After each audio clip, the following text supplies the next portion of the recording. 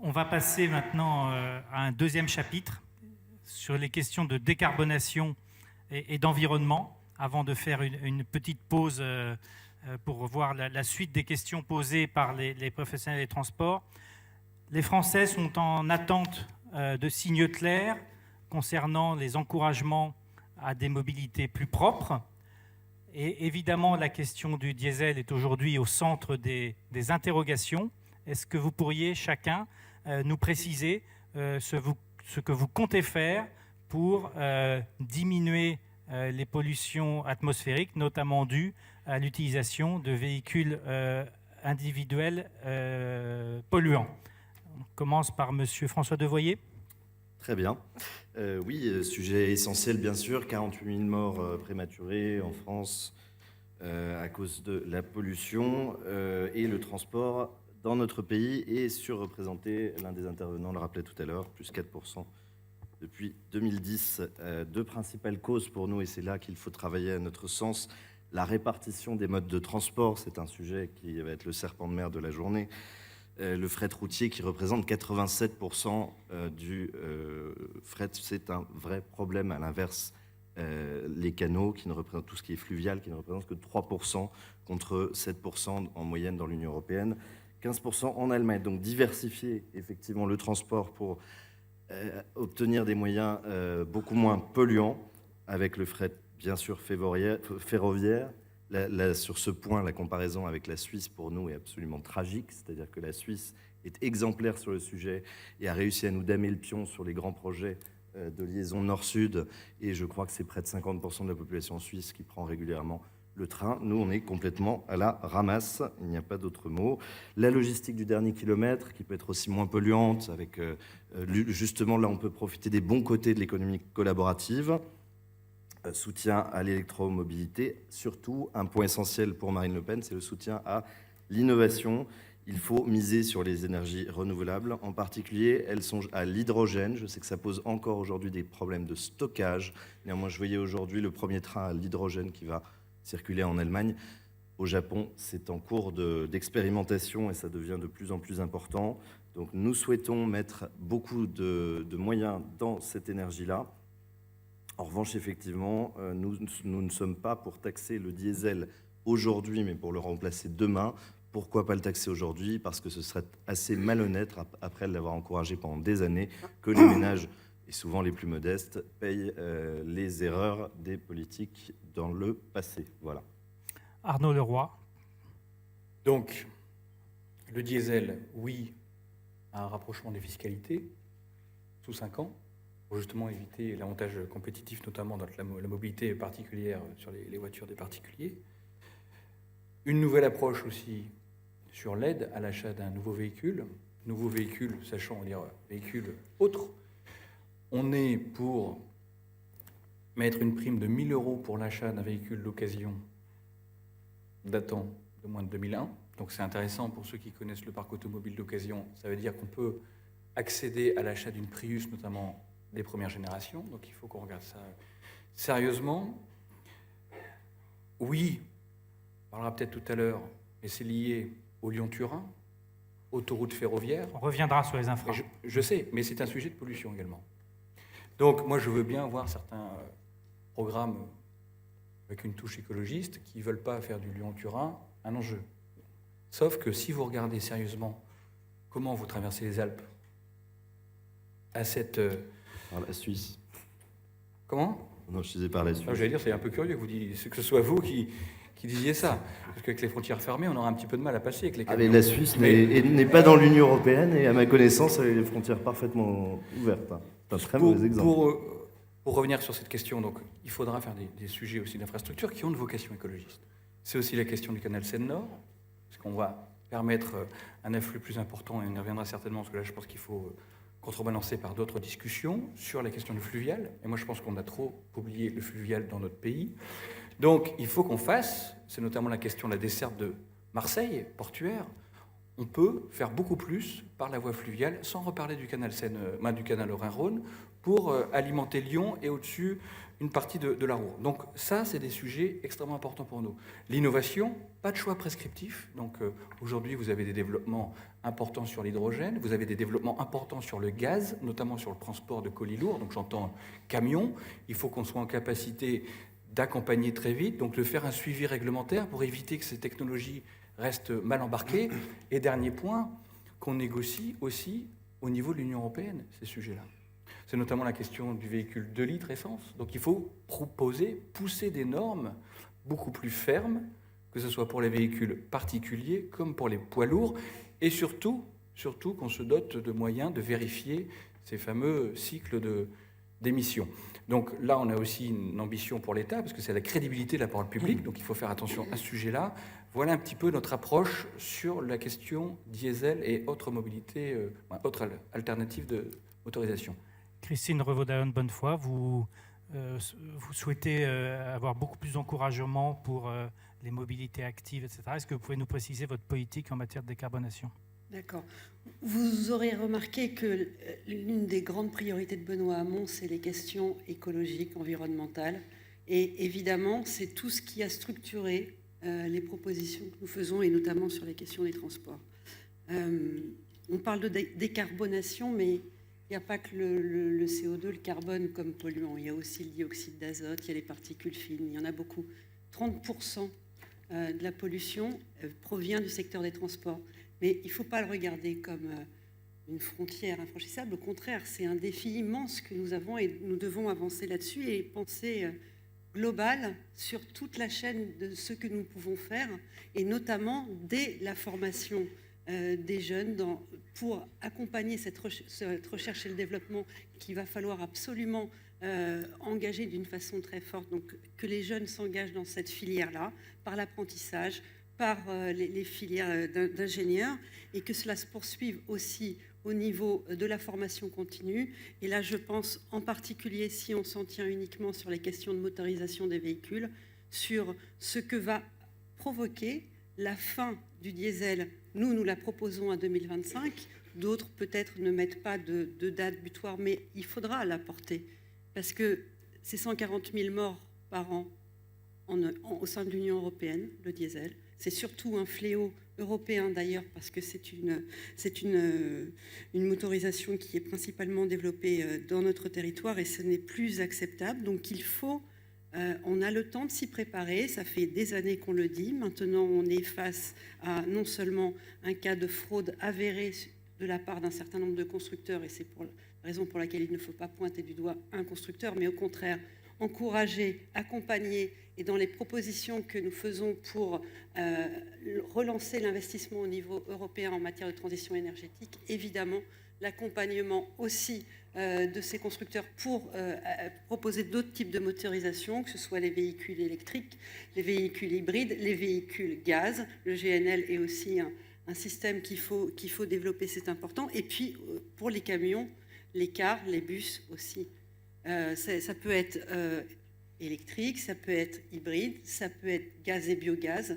On a pris du retard en France, mais on n'est pas encore trop en retard, et on pourrait reprendre de l'avance si on décidait de penser cette action-là globalement et d'une façon à ce niveau-là, pour faire que la France soit vraiment stratège. Et puis sur la question des luttes contre la pollution, ce qui est très important, c'est de travailler sur tous les reports modaux que l'on peut faire, que ce soit au niveau des ports, les gares, faire en sorte qu'il y ait à chaque fois une proposition qui ne soit pas toujours aller vers le transport en camion. Donc accompagner le fret ferroviaire, c'est réellement l'inciter, pas simplement le dire et puis ne pas le faire, parce qu'il y a derrière, on le voit, une baisse très importante du fret ferroviaire en France, comme c'est le cas d'ailleurs malheureusement aussi en Allemagne. Mais on a toujours ces camions qui polluent sur la route, des camions qui sont essentiellement au gazole, même s'il y a un certain nombre de transporteurs routiers qui commencent à aller vers des transports au gaz. Mais il y a ce fret ferroviaire à encourager, il y a derrière cela aussi l'industrie qui construit les locomotives. On a tout un secteur économique qui serait profitable pour l'emploi, pour notre santé. Donc il faut y aller, et y aller d'une façon très forte. Laurent Courtois, quel signe donner aux citoyens français, aux collectivités locales, pour accélérer sur la décarbonation et globalement sur les politiques environnementales? La planification écologique est au cœur de notre programme. Donc nous avons travaillé sur une manière de repenser nos mobilités individuelles. D'abord, la première des choses, je pense qu'il faut investir fortement dans les transports de l'après-pétrole. Nous proposons un plan pluriannuel d'investissement dans les transports de voyageurs qui ne dépendent pas du pétrole. Je m'explique. Au niveau de la mobilité urbaine, périurbaine, il n'est pas inimaginable d'imaginer, je vais l'appeler comme ça, mais je pense que le terme est mal approprié, mais des bases logistiques où vous pouvez, dans la politique du dernier kilomètre, emprunter un transport propre. Évidemment, il faut développer le transport ferroviaire.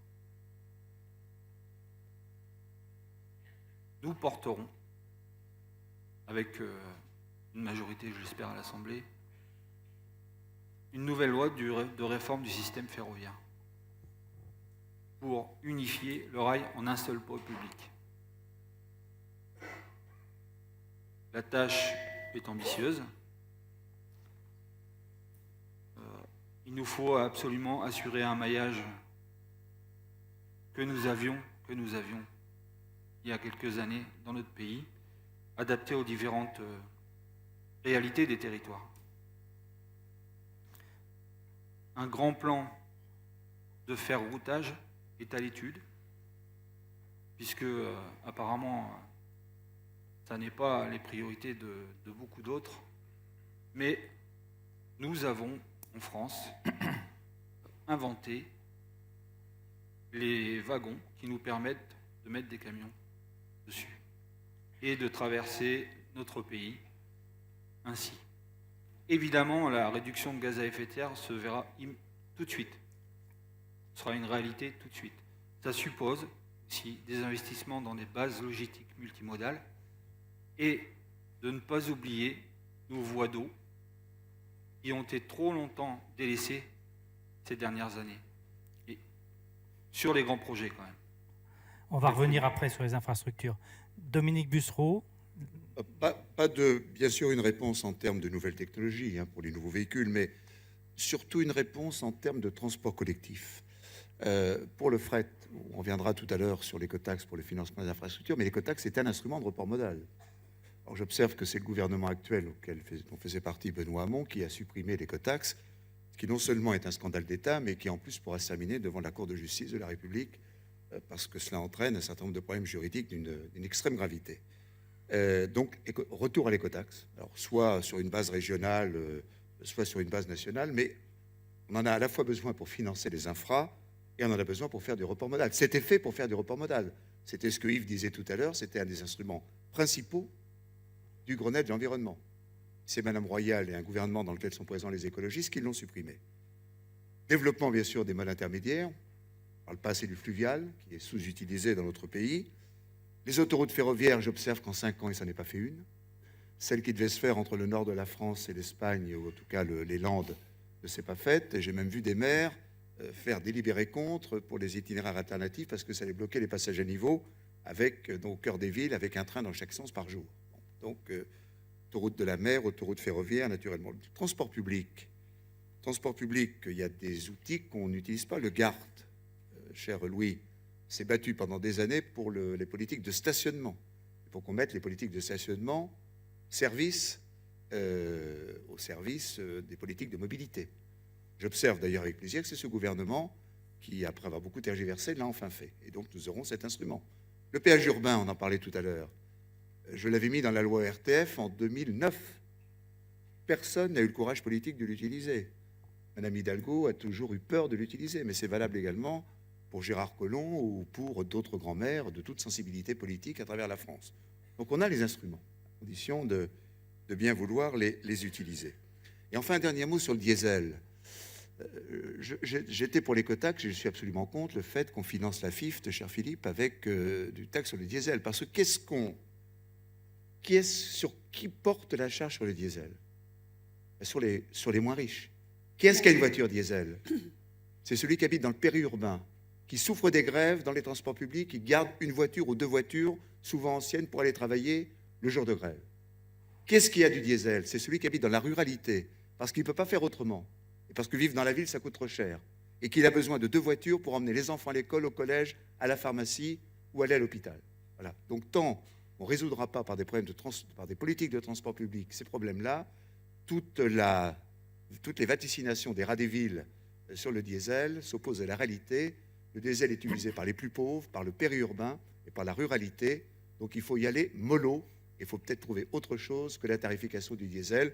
Naturellement, les modifications technologiques seront les bienvenues. La puissance publique a encouragé ses citoyens à acquérir des véhicules diesel. Est-ce qu'elle doit les encourager à acquérir des véhicules plus propres? La puissance publique, elle doit, pardonnez-moi, la puissance publique, elle doit mettre en place les puissances publiques, en particulier les régions, les départements, les agglos, les intercos, des politiques de transport alternatives. Ça a été très bien dit tout à l'heure par l'auteur de ce livre remarquable. Mais faire haro sur le diesel, c'est faire haro sur les pauvres. Alors ça, c'est une politique de bobo, c'est pas la politique des Français. Sur le diesel et politique de bobo, donc ça veut dire que les pauvres, ils doivent tomber malades parce qu'ils vont respirer des émissions de polluants de diesel. La campagne, ça ne les gêne pas.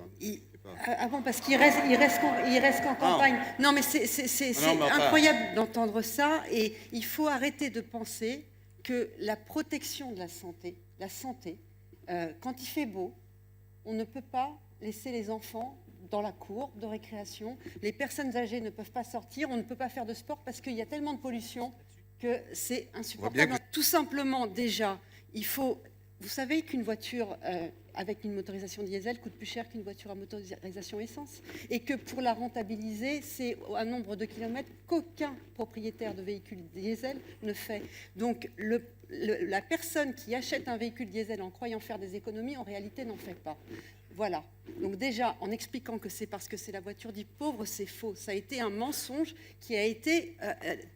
donné pendant des années et des années. Moi, j'étais député rural et j'avais une bagnole diesel parce que je faisais 200 000 km par an. Voilà. Oui, mais vous auriez pu acheter une voiture Paris, essence et vous n'auriez pas perdu d'argent pour autant. Donc l'idée de gagner de l'argent en achetant un véhicule diesel est faux. Et c'est mentir aux Français que de dire ça. Et maintenant, leur faire supporter la fraude qui a été faite et ce qu'il va falloir mettre sur leur moteur pour qu'ils puissent continuer à rouler maintenant qu'on sait qu'ils n'ont plus le droit de le faire avec ce qui est pointé au niveau européen, ça va leur coûter plus cher et ça ne va pas être à eux de le payer.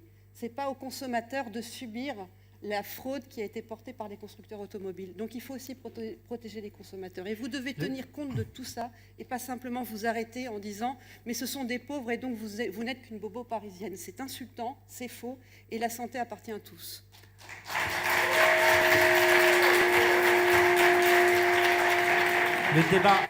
Le débat s'anime. Arnaud Leroy et Laurent Courtois veulent s'y mêler.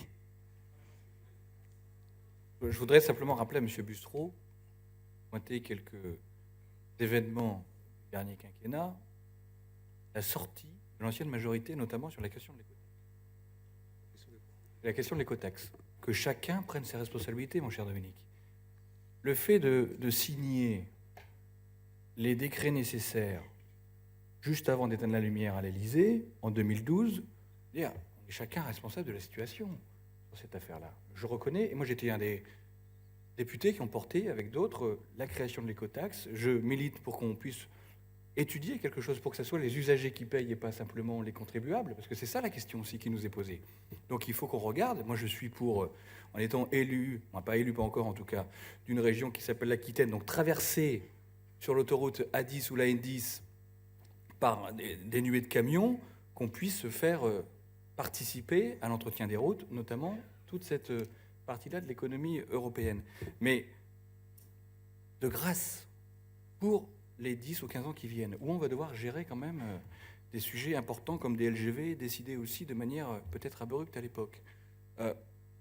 il faut qu'on soit en capacité de pouvoir travailler ensemble, quelles que soient nos tendances, parce que tous les sujets dont on parle encore aujourd'hui vont survivre à 10 ou 15 ans, que ce soit la question de la mobilité, donc l'effet de chasse du diesel, l'embarquement du véhicule électrique, je terminerai par là si vous me permettez. On parlait tout à l'heure du ministère des Transports. Donc admettons, la mobilité particulière, sécurité routière, revient dans un ministère des Transports. Quand vous êtes en pleine discussion sur l'avenir, interministériel, Arnaud. sur l'avenir du véhicule électrique, par exemple, sur la capacité d'utiliser la batterie comme éventuel lieu de stockage domestique quand on met en place l'autoconsommation, par exemple. On voit très bien que c'est extrêmement compliqué aujourd'hui de segmenter et qu'on est parti politiquement pour une séquence de transition, et là-dessus je rejoins mon voisin de gauche, qui va nous emmener sur, peut-être, je n'emploie pas le terme de planification, mais on est dans une période de transition qui nous emmène sur 10 ou 15 ans en thème organisationnel. Et je terminerai par un point, parce qu'on a beaucoup parlé d'infrastructures, des lignes dédiées, machin. Il y a un élément dont on n'a pas parlé, c'est l'innovation organisationnelle. Moi, je ne fais pas partie de ceux qui pensent qu'on peut construire encore des lignes RER à Paris, au-delà du Grand Paris, ce qui était décidé. Par contre, et ça c'est très écologique, on peut discuter avec les bassins d'emploi, j'en prends un, par exemple la Défense, pour mettre en place un système d'embauche différencié. C'est peut-être là aussi qu'il faut travailler. Et ça ne nécessite pas des milliards, ça nécessite un peu de temps, de conviction et d'organisation. Donc il faut aussi qu'on embarque ces discussions-là dans le domaine de la mobilité du quotidien. Gilles, comme je devrais partir avant la fin de ce débat, malheureusement, j'utilise un peu de mon temps de parole juste pour répondre à Arnaud là-dessus. Je considère que l'écotaxe est un loupé. C'est vrai, peut-être que nous, on a mis du temps. On l'a décidé au moment du Grenelle de l'environnement. Il a fallu choisir le mode de gestion. On a choisi un mode de gestion avec des gens qui savent faire, avec la SNCF, des opérateurs de réseau, des opérateurs téléphoniques, etc. Et pas, comme le dit Madame Royal, avec une entreprise italienne méconnue. On n'a pas regardé la composition des gens qui allaient gérer l'écotaxe. Et on a mis pas mal de temps à mettre au point la méthode parce qu'on avait choisi une tarification sur un réseau, un petit réseau, par rapport aux Allemands avec la LKW Maut, avec un tout petit taux, et certaines régions avaient obtenu, par du lobbying politique, je pense à l'Aquitaine, qui nous est chère à toi et moi, à la Bretagne ou à la région actuelle, l'ancienne région Midi-Pyrénées, déjà un abattement de 50%. Et on n'a pas fait ça en fermant la lumière, Arnaud. Il a fallu beaucoup de temps aux fonctionnaires de la direction des transports, du ministère des Transports, pour bâtir le projet. Je rappelle que les Allemands, qui sont connus pour leur efficacité, sauf en matière de construction d'aéroports, ont remis à 3 fois le lancement de la LKW Maut, et qu'aujourd'hui, et je vois Philippe Duron qui rêve déjà dans ses rêves les plus fous, c'est près de 4,5 milliards d'euros pour les infrastructures et le transport public. Voilà ce qu'on a raté. On a raté aujourd'hui une écotaxe qui rapporterait peut-être pas 4,5 milliards, parce que nous serions en retard par les Allemands, mais je pense qu'on aurait aujourd'hui 2,5 milliards à 3 milliards de rapports, qu'on pourrait ensuite augmenter le réseau taxable, que si on enlève le coût de l'entreprise choisie pour gérer, parce que ça coûte moins cher de prendre une entreprise pour gérer que de recruter des milliers de fonctionnaires, on aurait aujourd'hui au moins 2 milliards à 2,5 milliards de plus pour les infras et le transport public dans les agglos. C'est pour ça que je trouve que c'est un grand ratage et que c'est un des grands échecs de ce gouvernement, pas de sa majorité, parce que la majorité n'a même pas été consultée, de ce gouvernement. Un mot très rapide, Laurent Courtois, parce on diffuse ce film dans quelques secondes. D'accord. Je n'ai pas été député, je n'ai pas été ministre. Mais il y a une chose qui me semble absente de beaucoup de politiques précédentes, c'est le bon sens. Les véhicules diesel, évidemment, beaucoup de nos concitoyens en possèdent, puisqu'ils représentent la majorité du parc automobile individuel. Ça va prendre du temps de revenir dessus, de l'argent, pour revenir dessus, pour hybrider les moteurs, pour penser à la fiscalité, parce qu'on parle toujours des véhicules, mais jamais du carburant. Il faudrait peut-être revoir aussi notre système de taxes là-dessus. Il y a une chose qu'on peut faire très vite, c'est supprimer progressivement les avantages fiscaux sur les flottes pour les entreprises.